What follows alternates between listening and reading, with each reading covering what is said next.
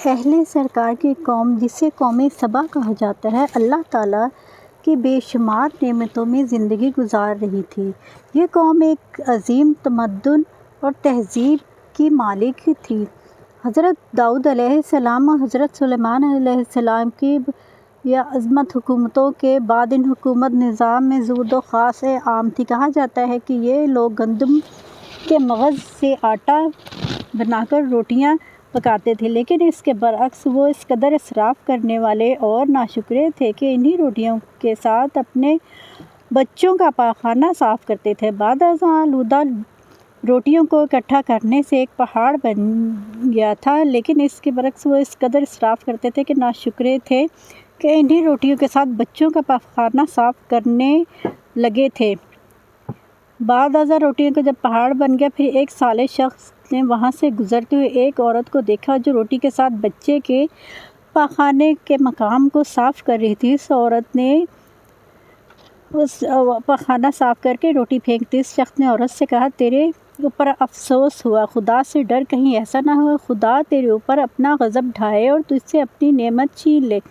اس عورت نے جواب میں مذاق اڑایا اور مغرور انداز میں کہا، جاؤ جاؤ، گویا کہ مجھے بھوک سے ڈرا رہے ہو۔ جب تک سرکار جاری ہے مجھے کسی قسم کا کوئی خوف نہیں۔ کوئی زیادہ عرصہ نہیں گزرا تھا کہ اللہ تعالیٰ نے ان لوگوں پر اپنا غضب ڈھایا، پانی جو کہ زندگی کی بنیاد ہے ان لوگوں سے چھین لیا، یہاں تک کہ قحط نازل ہوا۔ بات یہاں تک پہنچ گئی کہ ان کے ذخیرہ کی ہوئی تمام غذا ختم ہو گئی۔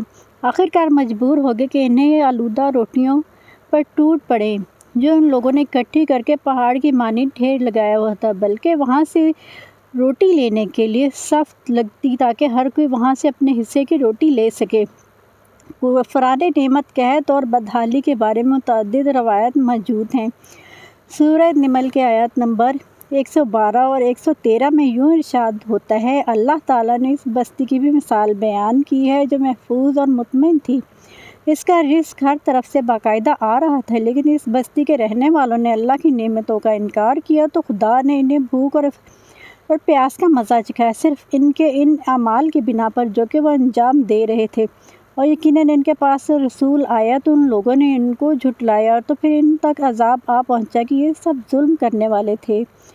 اسی قوم کے سبا کے بارے میں ایک اور واقعہ بیان ہوتا ہے کہ ان کے لوگوں نے اپنی زراعت کو بہتر طور پر کاشت کرنے کے لیے پانی ذخیرہ کرنے کی خاطر بلق کے دو پہاڑوں کے درمیان ایک بہت بڑا مورب تعمیر کیا ہوا تھا۔ سوراخ اور دوسرے پہاڑوں سے گزرا ہوا پانی اس میں آتا اور وافر مقدار میں جمع ہو جاتا۔ قوم سبا نے اس پانی سے صحیح طور پر استفادہ کرتے ہوئے وسیع و عریض اور بہت سے خوبصورت باغات لگائے اور کھیتی باڑی کو رونق بخشی۔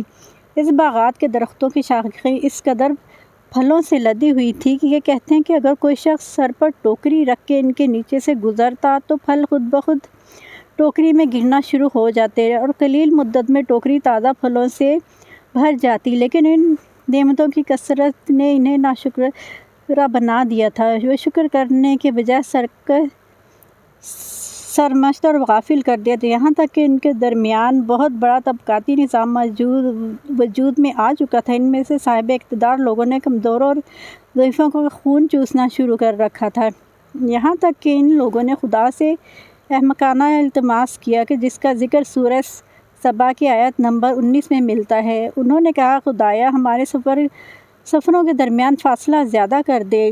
انہوں نے اللہ تعالیٰ سے التماس اس لیے کیا تھا کہ غریب و بے نوا لوگوں کو عمرہ اور ثروت مند ان کے ہمراہ سفر نہ کریں۔ ان کی خواہش تھی کہ آبادیوں کے درمیان خشکی ہو اور فاصلہ بہت زیادہ ہو تاکہ تہی دست اور کم آمدن والے لوگ ان کی طرح سفر نہ کر سکیں۔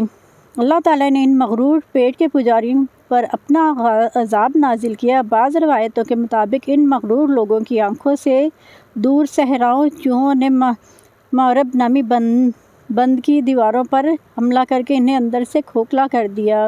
ادھر سے بارشیں زیادہ ہوئی جن کی وجہ سے سیلاب آ گیا اور اس میں بند پانی بہت زیادہ اکٹھا ہو گیا۔ اچانک بند کی دیواریں ٹوٹی، اس سے ایک بہت بڑا سیلاب آیا جس سے تمام دیہات، آبادیاں، مال مویشی، باغات، کھیتیاں، ان کے محل اور گھر پانی میں غرق ہونا نابود ہو گئے۔